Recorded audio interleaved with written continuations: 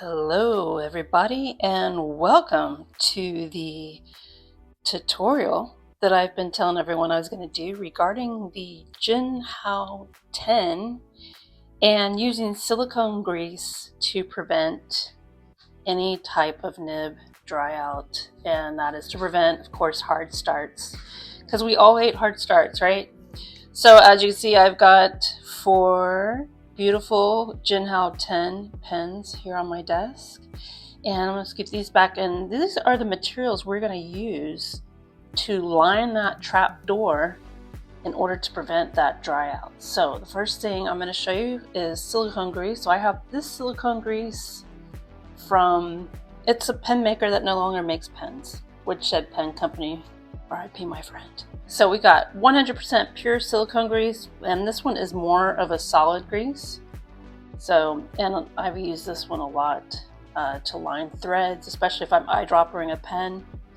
So there's that, and then everybody probably has a little tube of this type of silicone grease, which comes with TWSBI pens. So this is also a good one to use. Not as thick as this silicone grease. In fact, it's a little more of a liquid form, and it works just as good, just not as much mess. So I'm going to show you guys 4 different ways to use this grease on the Jinhao 10. So let's get started. For the first pen, I'm going to take the silicone grease and Q-tip method. The Q-tips that you probably have are these rounded Q-tips, and they work too. They're just not quite as precise. So I recommend, if you use a Q-tip, they sell these over at the grocery store. These are pointed Q-tips that are designed for beauty applications, if you will. So this is what I have been using, and this method also seems to work pretty well. So let's get started with the first pen. First, I'm going to just dab this into the grease like so. Not a whole lot. In fact, let me get this out of the way. This is from the Q-tip. There we go. So you don't need a whole lot of silicone grease. And here's our pen, and for the sake of this demo, I'm going to turn it upside down so we can see inside of that pen a little bit better. So there's the trap door. As you can see, when the pen comes out, it opens up. We're going to try to line the trap door just right around the edge like this. So with the Q-tip, you can't really get as precise, so you're going to blindly just put the Q-tip in there with the silicone grease and just kind of wipe around that trapdoor like this.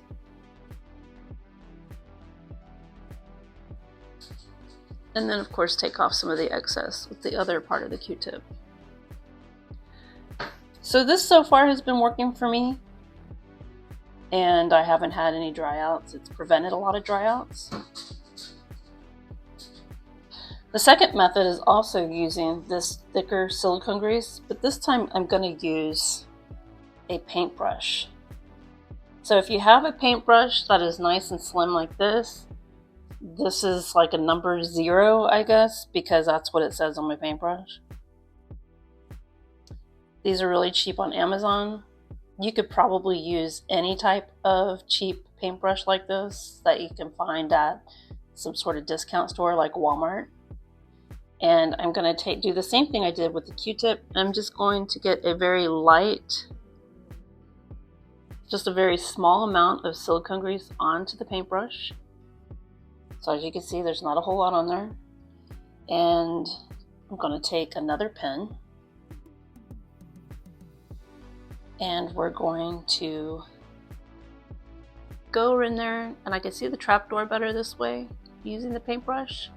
And right now I'm just moving that silicone grease around the edge of the trapdoor, trying to get a nice even application of silicone grease there.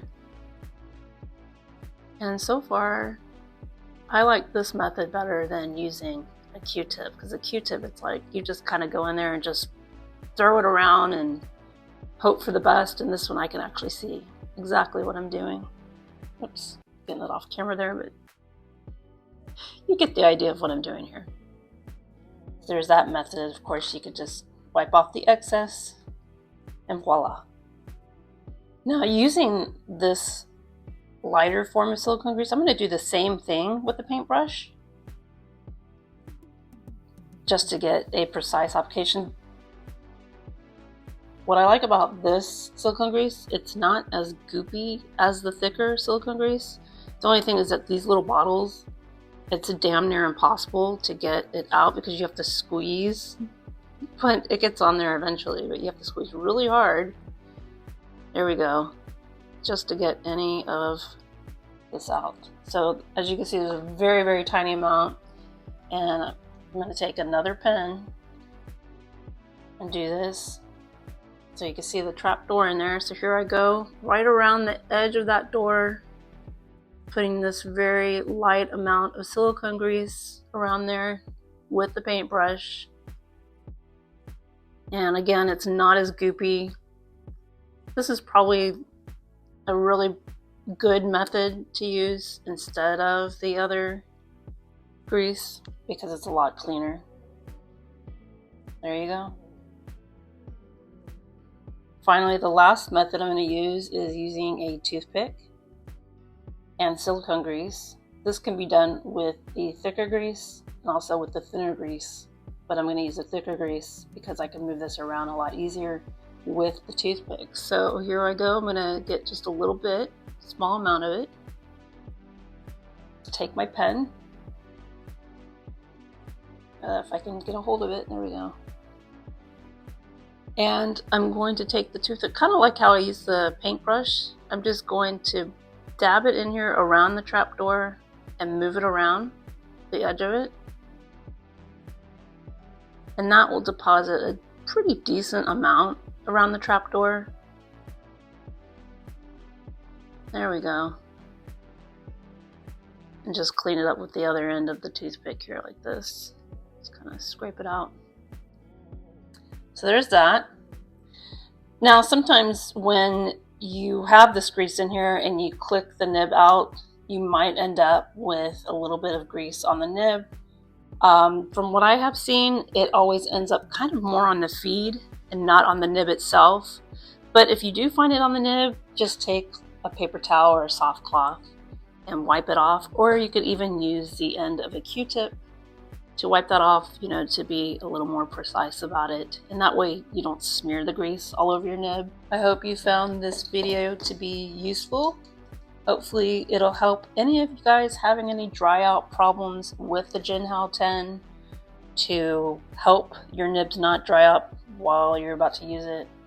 The best recommendation that I have heard, and this is actually a method that I use as well, is when you are not using your Jinhao 10s, store them lying flat. And if there's a way that you can mimic the storing of this while lying flat, like using a pen case for instance, I recommend that too. And that's it. Here's all the materials I just used to line these pens. Pretty much you could find these around your house or go to the grocery store and pick them up. All right, thank you guys. Good luck with your pens. Toodaloo!